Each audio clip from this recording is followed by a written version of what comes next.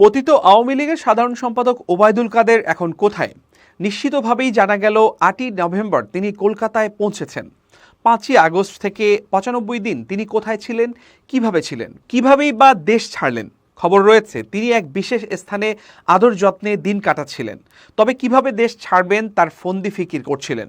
সবুজ সংকেত আসার পর সড়কপথে তিনি বিশেষ ব্যবস্থায় ভারতের মেঘালয়ের রাজধানী শিলংয়ে পৌঁছান। সেখান থেকে যান কলকাতায়। দিল্লি নয়, কলকাতাতেই তিনি অবস্থান করবেন এমনটাই জানা গেল। ভারত সরকারের কাছে তার জন্য কেউ কেউ লবি করছিলেন।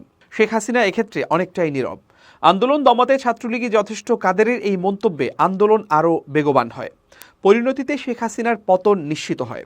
এ কারণেই হাসিনা কাদেরের উপর যার পরনাই বিরক্ত। তাকে নিয়ে ছাত্র জনতার মধ্যেও ব্যাপক প্রতিক্রিয়া ছিল।